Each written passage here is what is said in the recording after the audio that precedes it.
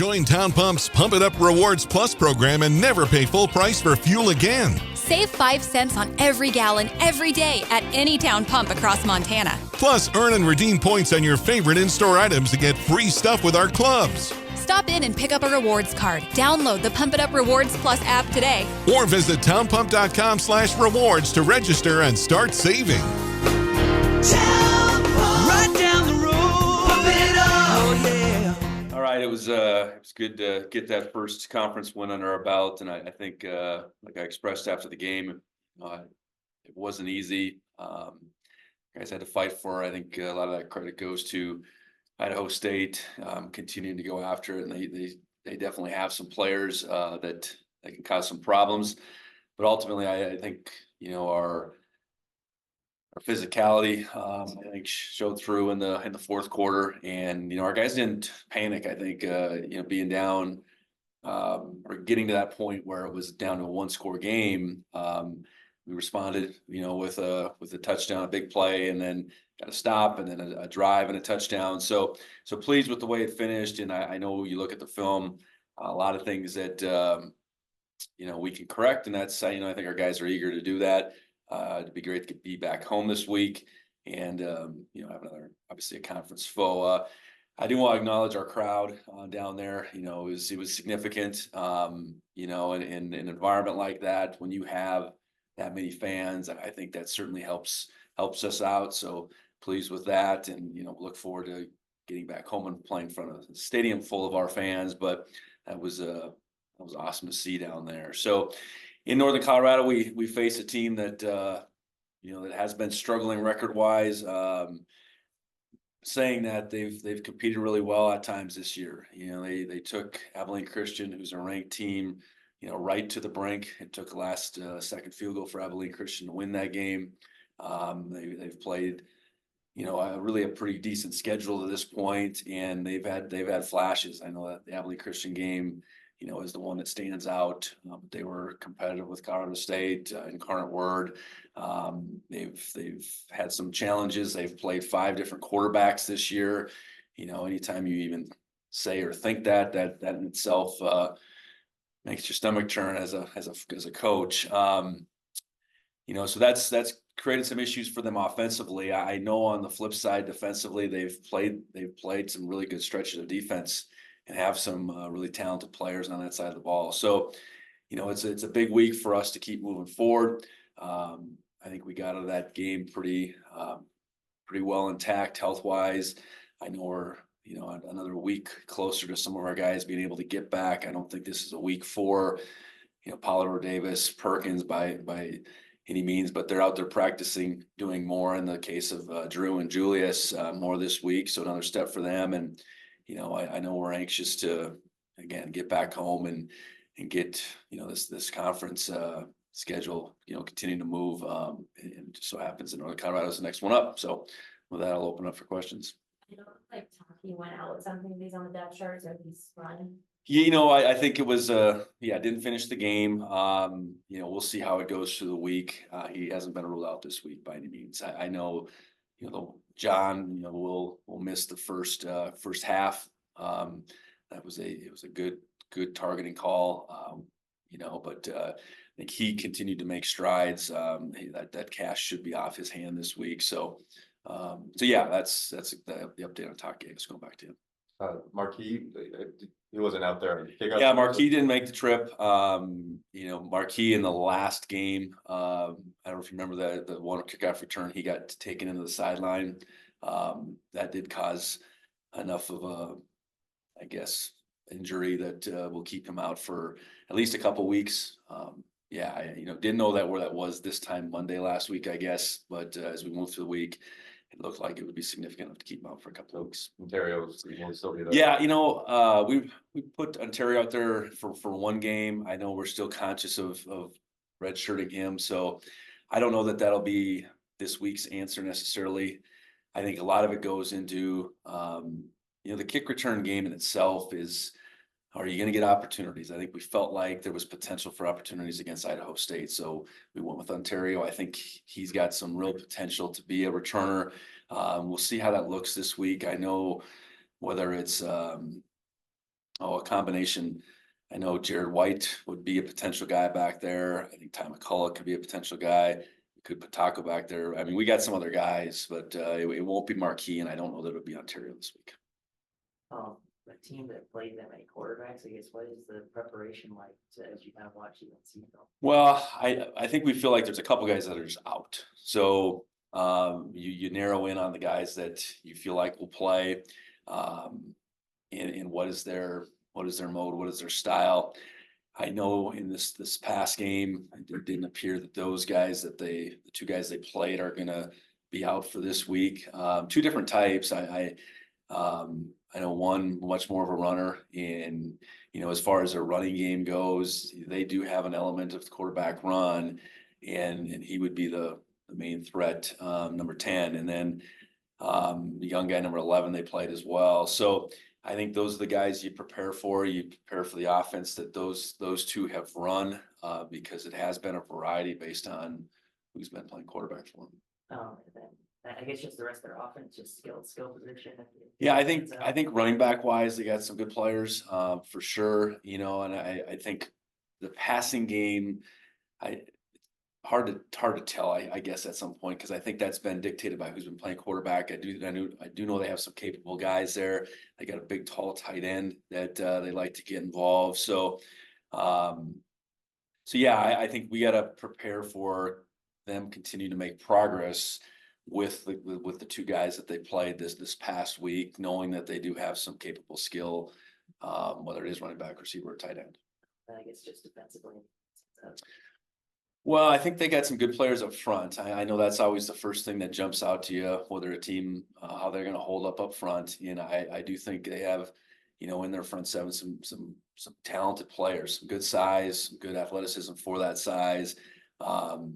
They've been able to disrupt run games at times. They move in and out of different fronts. They're not afraid to pressure. So, they've had a bunch of different games. I think that's how you look at it a little bit. They've played, really well at times defensively and held some teams down. And then they've had, like these last 2 weeks where they've been playing from behind. They gave up some big plays to Cal Poly. That was really the nature of that game, was Cal Poly making some really big plays. It wasn't their ability to sustain much. And it was big plays in the passing game, in particular, a couple of deep shots that got behind them. So I'm sure those are things that they'll work to correct. I think anytime you're down there trying to stop the run, you're devoting people to it, and you're making yourself vulnerable downfield. And that's kind of what happened more than anything this past game. So, yeah, I think they get a good front, and they can disrupt a run game. And obviously that's what we want to do, is be able to establish a run game. So I think that's where the battle certainly starts. This weekend's matchup with homecoming, having the 19 come back and be honored this Saturday, just kind of what that means to your program and just having them back.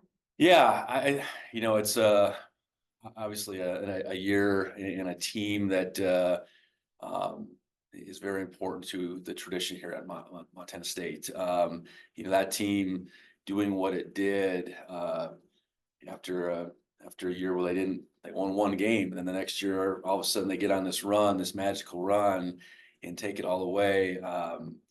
They've left their mark. And while there's a lot of guys from that team that are in the community, I know there's upwards towards 40 plus between players and coaches that are going to be around here, 40th anniversary. So looking forward to it. I know, anytime you can honor a national championship team, not all programs can do that. And fortunately for us, there's 3 of those teams in our past history. So obviously they're the most recent, and it'll be, great to have a lot of those guys back in town.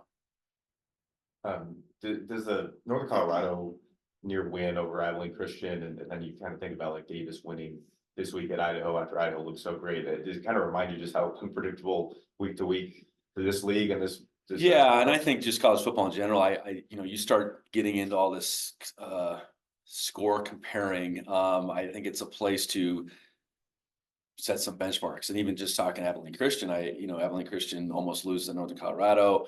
And then they have this tight game with Idaho.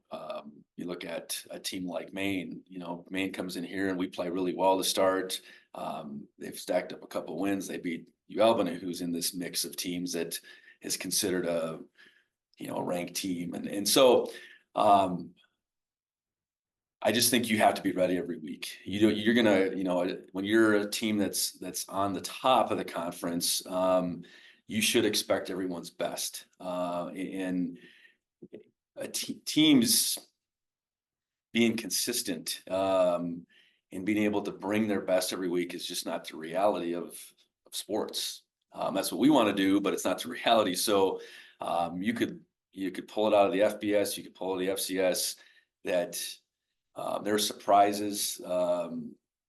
There's inconsistencies all over the map, and so the first week of conference play, the first full week of conference play, I think certainly had some surprises, and what we got to do is certainly guard against ourselves being surprised, and that's more so just all of a sudden we just show up and lay an egg. We can't do that. It might be a struggle. I think how Idaho State, how that game played out. I think we felt like we're in control, but this other team's trying really hard too and playing really hard, and you're going to get their best. So being able to outlast them is what we have to be about each and every week. So, I would expect Colorado to bring their best this week, and we'll have to hopefully bring our best right back out. And to that point, you haven't lost to a below 500 team, FBS, FCS in your tenure now at MSU. So how prideful are you of that track? Well, I think it's a mark of our consistency. I think it's a mark of our guys. Really, when we come in here on a Monday morning, you talk about what you need to correct. You watch the film. You allude to the next opponent to some degree, but really, what can we do to keep getting better? What can we do to make sure we make the most of this opportunity? In college football, you only get this year 12 guaranteed to you. So shame on you if you don't go out every week and give it your all and try to show up with the same team in a team that's improving. I know a lot gets made out of big games and all this. They're all big. I think that's probably the biggest thing. I think we've continued to pound home how each and every one of our games is big. They all count as one. You want your record to keep growing and getting better, certainly, but they're all big games, and Northern Colorado's the next one. And I this is another great test for us to remain this consistent outfit that's about its own improvement more than who they're playing. We spoke with Zach Chris earlier, and he was specifically thankful for you and the rest of the coaching staff for giving him this opportunity. So what can you add about the impact you guys had for him? Yeah. Well, I think so. He's been with us for quite some time now, and I think who he is has played out through that time. He was a young man that made a huge mistake, and we knew enough of him prior to that mistake, of who we thought he was, to ultimately give him that chance. And he's done nothing but earn his teammates' respect, go about his business. He's a great student here at Montana State. He's been a great teammate, and he's starting to obviously show up on Saturdays more and more on the field. So, when we brought him on, there was certainly some perceived risk, I guess, but I think deep down inside, we felt like, okay, he was a person that was worth giving another chance, and that's I think, like I said, to this point, I think it's played out how we would have expected, not hoped. I guess that's probably how I would finish that statement. Is there an example of his character that he's shown? I just think he just fits in. He's just he enjoys his team. I think he loves competing. He loves playing the game of football. He takes his studies really seriously. So no, I think he's the type of person you want in your team. And it wasn't easy at the beginning, and there was respect that needed to be earned. It wasn't just hey, you're on the team, you're stamped as you got it all figured out. It was about him just going about his business, really, thinking back to that whole first calendar year. I think he was who he was on a daily basis, and that in itself won his teammates over and his coaches and everything. So I don't think it's any one thing. I think it's just, this is who he is, much more than obviously one huge mistake. And just one thing from the ISU game, there were some comments about running it at the end instead of kneeling it. Yeah, that's fair. It was, we didn't think we were gonna have to run another play, and then the Adams helmet popped off, so we had to run another play. We ran the ball up the middle. I don't think our intention was to pile it on, but we ended up scoring again. I don't like the fact that that's the way it appeared, and that wasn't our intention. We were trying to get out of there with a win. Hindsight, being what it is, we should have just kneeled on it, quite frankly. So there was no intention to do anything more than just to finish the game, and it ultimately played out the way it did. We scored another 6 points, and that wasn't really done for any reason. We were just trying to snap the ball one more time because we had to, because the Adams helmet popped off. Is a "Will you marry me" in your future? Or maybe you do it all over again. Hi, I'm Brian Toon with Jewelry Design Center, inviting you to come see the largest selection of "Will you marry me" in the state of Montana. The brightest diamonds of every shape and size, unique settings built to last, and skilled jewelers on site offering free sizing and maintenance for life, because that's how long we want to be your jeweler. Jewelry Design Center in Missoula, on Brooks, across from the Montana Club. Our family on our mom's side has a deep Montana history, especially stemming from Butte and Helena. We are so proud. One of the things we are most proud of is to call ourselves Montanans. At Up Top Clothing, they have Montana-made and Montana-branded clothing for both men and women. Their Montana Till I Die collection is one of my favorite collections anywhere in the clothing world. And you can shop online and get the Montana Till I Die collection and all the other great gear that Up Top Clothing makes delivered right to your doorstep. Visit teamuptop.com, and if you use the promo code Skyline15, you're going to get a discount on all your online ordering. Teamuptop.com, Up Top Clothing, reminding you to take a step back and enjoy the moment. Coulter, do you have anything? Yeah, hey, Coach, a couple from me. First of all, do you have any crossover with Coach Lamb in your career? And he's a defensive guy. He's always been really good defensively. So I guess two parts. Do you have any crossover with him, and how would you just describe the way they look defensively this year? Yeah, so he was a coach at BYU. We played them in the Poinsettia Bowl in 2016. And then I would guess there would have been a year maybe at Southern Utah. I can't even remember the last time we played Southern Utah at North Dakota State. So I would think there would have been a year or so there. Maybe we missed him by a year, but no, I think he's brought a principled nature to their outfit. All that being said, that it takes time for all this to take hold. I defensively, they're aggressive. They're certainly built around, to me, their front four. They play a lot of guys up front. They give you a bunch of different looks. Their looks all make sense at the same time. They're not just throwing things up against the wall and seeing if they stick. They have made it hard for teams at times to move the football.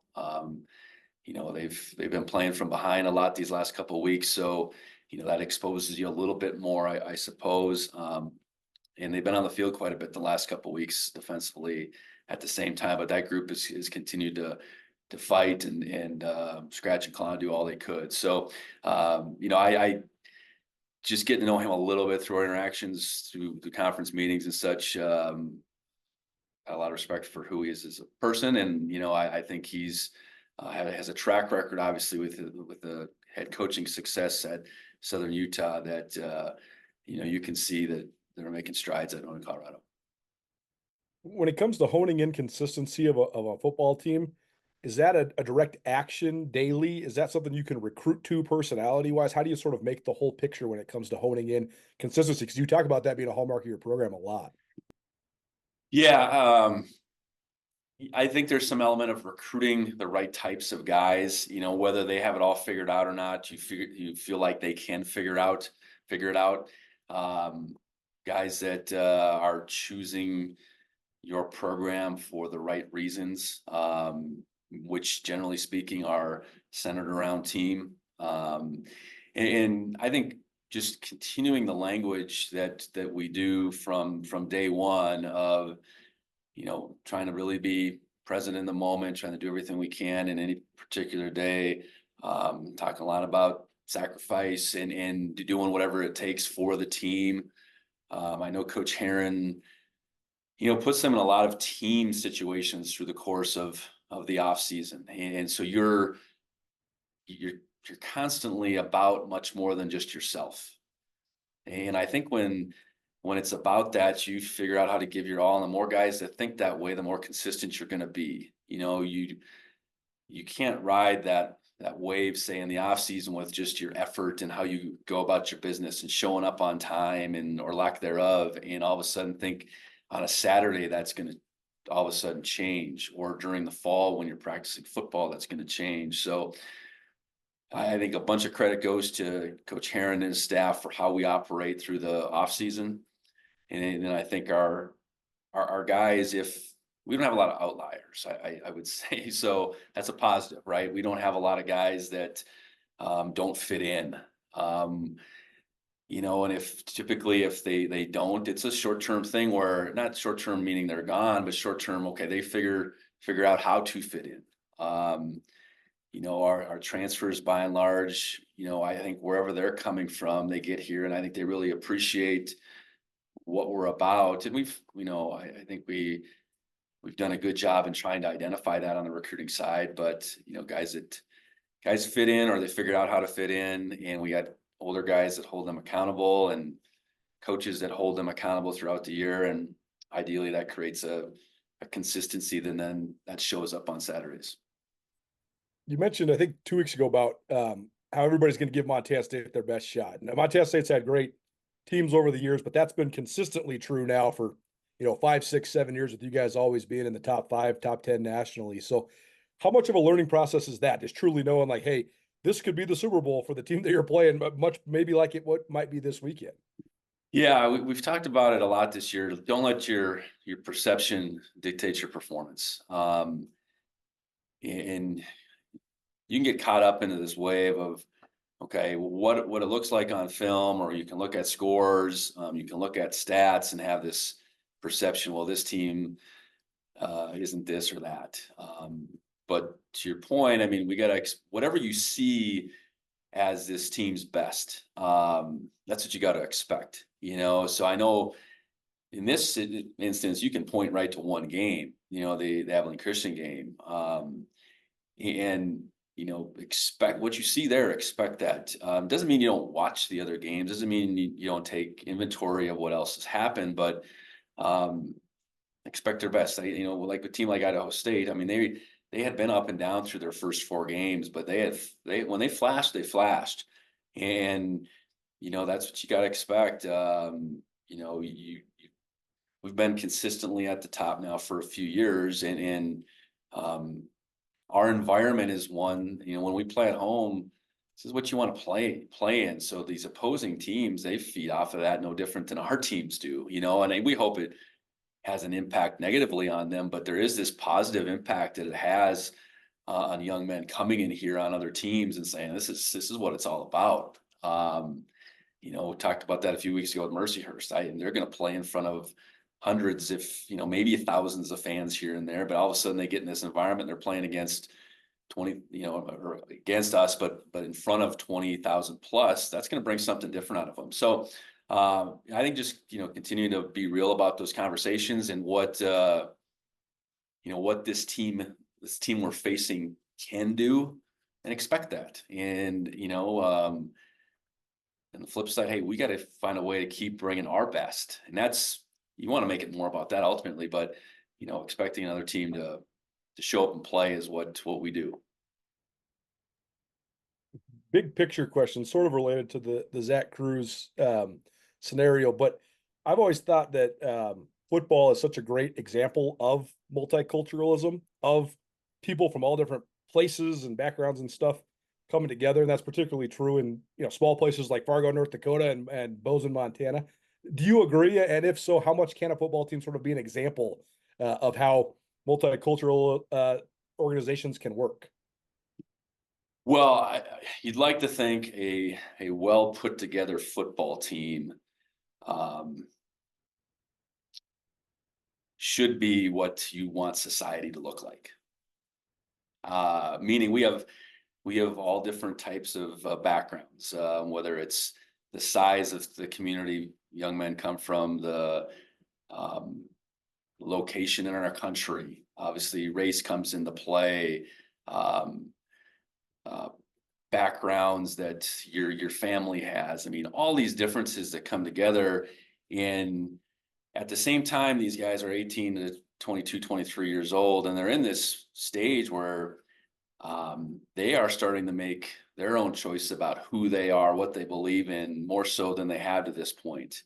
We talk about it a lot, and get our guys together to talk about their backgrounds. And that being said, when you're growing up, you're at the mercy of your background, so to speak, whether that's your location, your family background, whatever. And some of that's positive, some of it's not. And ultimately what we can do through this stretch of time is hopefully learn about one another, why we think the way we do, and really have a positive impact, and then allow our guys to go out into their lives and be a positive impact entirely.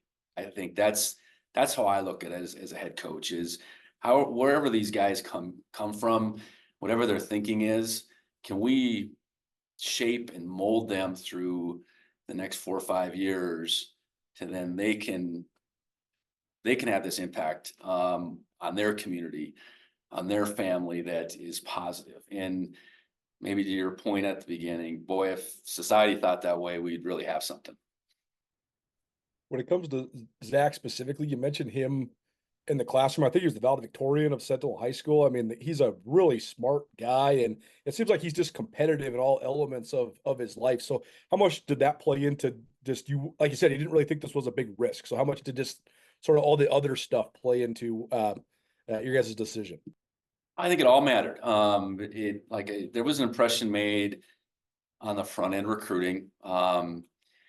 There certainly was the impression I allowed Coach Oliver in particular at Sentinel High to share with me who he was, but it went farther than that at Sentinel High, what the people there thought of him. Zach had a lot of people come to me with support. Supporting him, supporting who he was. And I think that all had an impact. But it really initially went back to the opinion that myself and our staff had on that front end of kind of who we thought he was. And was he the type of person where that instance of that mistake was who he was, or was that a mistake that he could move on from? And we thought the latter, and we're not to the 2-year stage quite yet of him being a part of this program, but we're closing in on that. And he's been the latter. He's been in a lot of ways a model student, a model student athlete, all those things. Last question for you. Are you growing up in North Dakota? Are you a Vikings fan? Minnesota? I grew up a Vikings fan. Do you still follow? You still follow them at all? I follow them enough to hopefully not get sucked in, but no, I follow them. I'm yes, it's primarily Vikings country where I grew up, and it's good to see them get off to a good start. Yeah. Thanks, Coach. Appreciate it. Absolutely. Anything else in the room? Based on the NFL front, Troy's pick six in this game. Yeah, well, beyond the pick six, I involved with 17 tackles. Pretty significant day for Troy, and ultimately, what I was excited is they won the game. I know it came down to a kick, which he had nothing to do with, but you have that type of impact on on a game. Ultimately, I know Troy's biggest concern is whether they win or not, and they won. So happy for them on all counts. All good. Hunter, you got anything? Elections, I yeah. hear enough football. I would think that class. I'll let you go.